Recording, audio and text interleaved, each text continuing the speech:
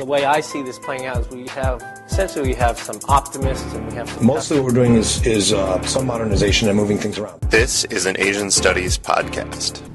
I'm Smita Narayanan. This September, China-Japan relations plummeted over a group of disputed islands in the East China Sea. Following weeks of public bickering and protests, both nations are now engaged in intensified back-channel talks, exploring ways to dial down the tension. So why fight over these uninhabited outcroppings of rock? And why now? The Senkaku or Diaoyu Islands are surrounded by potential energy deposits and rich fishing grounds. According to Professor James Feinerman, co-director of Georgetown Law Asia, sovereignty over these islands enables claims to the seabed.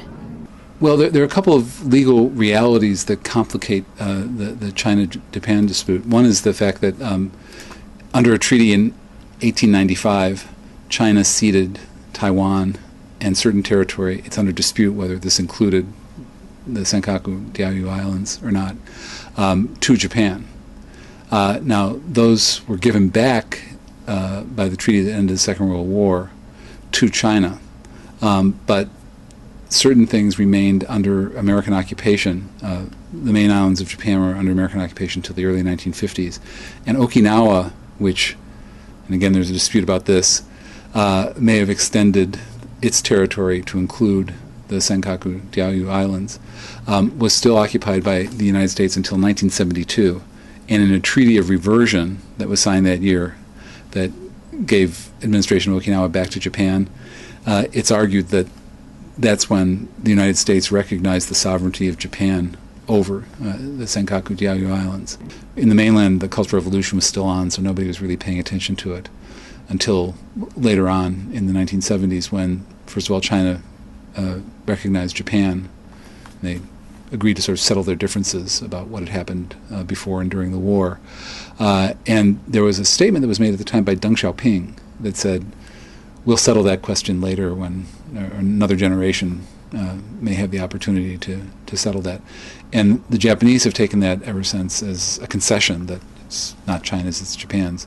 And as a practical matter, Japan does control physically the islands, and as is the case with domestic property law, possession is 9/10 of the law, regardless of what other claims may be established.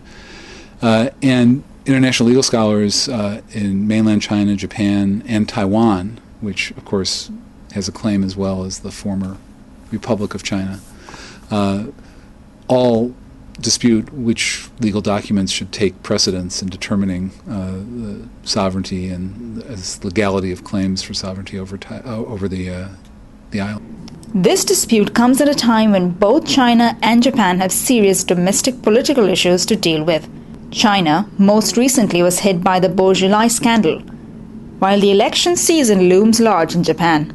For Professor Thomas McNauer, who teaches East Asian security issues at Georgetown University's Security Studies program, this dispute serves as the perfect distraction, particularly for China. You can always stir up anti-Japanese sentiment. I mean, it really runs quite deep. I've been to China many times, and I never cease to be amazed at how quickly you can get a rant about Japan.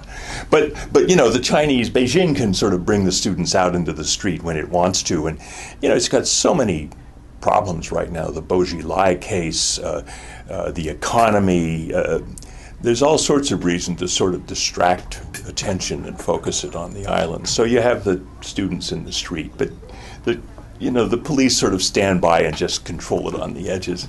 In Japan, it's a little more complicated. As I understand it, you have the mayor of Tokyo, Ishihara Shintaro, who's been around a long time, very conservative, wrote The Japan That Can Say No way back in the 80s, who all of a sudden comes up on the screen and says, I think we'll buy the three main Senkakus.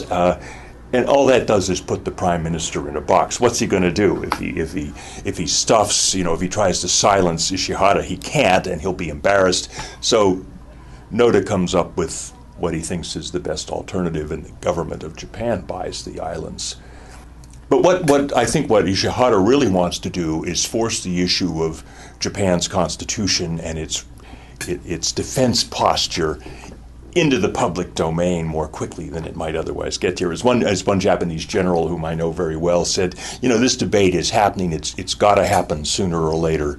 Ishihara wants it to happen sooner. So there's a domestic game going on in Japan as well.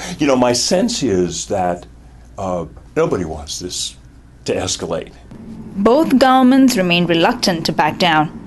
And as Professor Feinerman sees it, going forward, the Chinese would only want to drag these disputes out as long as they can. Chinese professed wish is to settle these things either on a series of bilateral negotiations and to resist any attempt to multilateralize them. And I think that as long as they can proceed in the way that they've been doing, they're going to continue to just drag these things out because they believe, in the long run, their combination of economic might plus the blue water navy that they're building will let them prevail by force or by non-diplomatic means, so that it won't really matter what the legal or diplomatic resolution is, because they'll just have the ability to take over. For the Asian Studies Department at Georgetown University, this has been an Asian Studies Special Report. To find more podcasts like this one, log on to our website at asianstudies.georgetown.edu, where you can learn about our academic programs and upcoming events on campus. Thank you for listening.